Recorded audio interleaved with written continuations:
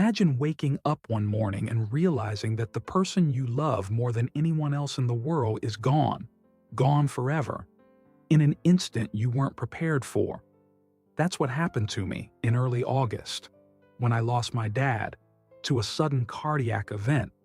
He was just over a year away from turning 50, on a solo vacation, doing something he loved, completely unaware that this would be the last time he'd breathe. For some, the idea of death is distant, abstract, almost unreal. But for me, it struck like lightning, sudden, shocking, and impossibly final. What made it even more complex was that we had talked about death, often and deeply, because I had always carried an anxiety about losing the people I love most. He had expressed exactly how he hoped to go, quietly, alone, surrounded by nature, without the family having to witness anything. And yet, even with that understanding, knowing he passed in a way he wanted, couldn't soften the blow of his absence. The shock didn't make it easier. It didn't make the emptiness any smaller. Death, I realized, isn't about timing, preparation, or acceptance. It's about the sudden void it leaves. The reality that someone who was once the center of your world simply isn't. And in those first moments, I clung to the thought that maybe, somehow, it wasn't real, that he was still out there, laughing, breathing, living. But reality has a way of settling in, slowly, cruelly, reminding me that life has changed forever. The days that followed were a storm I couldn't escape. Every morning began with a heaviness that settled deep in my chest, as if the world itself had shifted and left me behind. I cried, sometimes quietly, sometimes uncontrollably, every single day. Irritability became a constant companion. The smallest thing set me off: a misplaced item, a word said in passing, a laugh that felt too loud.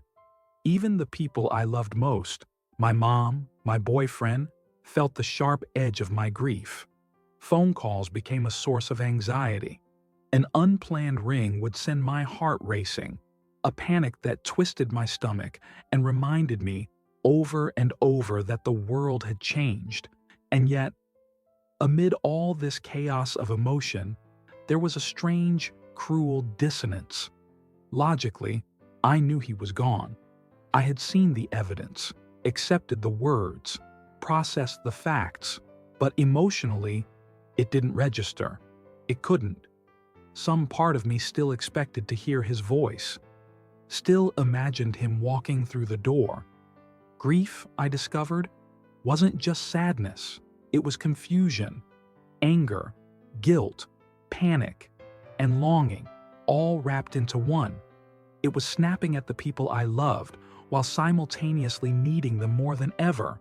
It was the frustration of wanting comfort, but feeling unreachable. The paradox of clinging to memories, while being terrified of facing the empty present. And as each day bled into the next, I realized this was my new reality, a forever reshaped by absence, a life that demanded I learn to breathe again, without the one who had always been my anchor.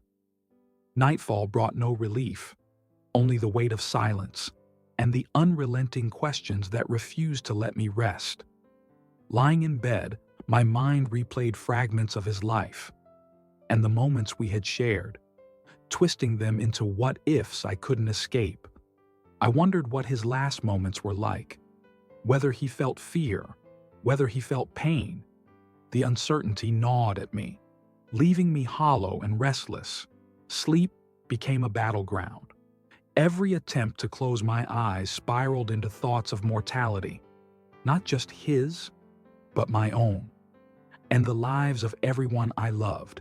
It was a return to a childhood fear I thought I had outgrown, the stark realization that life is fragile, that everyone we hold dear will eventually be gone, and that we are powerless to stop it. Even when exhaustion finally pulled me toward sleep, dreams were not safe. They were punctuated by flashes of memory, moments of loss, and the haunting sense that life had shifted irreversibly. And yet, in this darkness, there were glimpses of something else, echoes of his presence, fleeting, comforting, as if he were still near, watching, reminding me that love doesn't disappear with death. Grief doesn't just take people from your life. It can shake the very foundation of your beliefs. Before this, I hadn't been very religious or spiritual. Death had seemed final, simple, the end of the story. But losing my dad so suddenly forced me to question everything I had ever believed. The certainty I once had about life and its limits slipped away, leaving me suspended in a space of doubt and longing. Amid the storm of grief, it was the memories that clung the strongest, those brief, ordinary moments that suddenly felt monumental. One of the last times I saw my dad was just weeks before his passing. He had visited my boyfriend and me at our new apartment. We had spent the day laughing, joking, sharing stories. I remembered teasing him about his age, and he had replied with a quiet, almost offhand thought, "I wonder if I'll make it to 50. At the time, it had seemed like just another joke, but now, with the cruel clarity of hindsight, those words weighed like a prophecy. Through all the pain, there emerged a message I felt compelled to share. If you're grieving, you are not alone. The loneliness that accompanies loss can feel suffocating, but somewhere, in the quiet corners of the world, others are carrying the same weight, feeling the same emptiness, wondering if they'll ever feel whole again. I wanted people to know that it's okay to cry, to be angry, to feel lost. There's no right way to grieve, and no timeline that fits everyone. Grief is unpredictable. It twists days into nights, laughter into tears, hope into despair. But it also reminds us of the depth of love we carry inside. And while the journey through loss is deeply personal, sharing that struggle can make it a little less isolating. To anyone listening, it's okay to miss them. It's okay to remember. And it's okay to hold on to life, even when it feels like the world has shifted forever. Life is fragile, and loss is inevitable. Yet the way we carry those we love shapes the very core of who we are. I've learned that grief doesn't disappear, and it doesn't follow a neat timeline.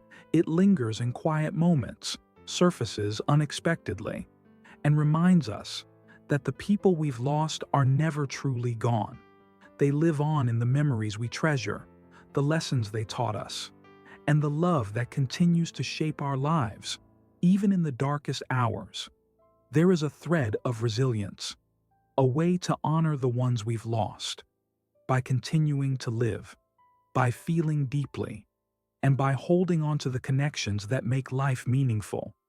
To anyone facing a similar pain, remember this: it's okay to cry, to question, to feel lost, but it's also okay to laugh again, to cherish new moments, and to carry forward the legacy of those we love most. In the end, loss teaches us something profound, that love doesn't vanish with death. It changes form, it becomes memory, it becomes presence in the small ways we see the world, and it becomes the quiet strength that allows us to survive, even when everything feels unbearably empty. And sometimes, simply remembering is enough to keep moving forward, one fragile, beautiful step at a time.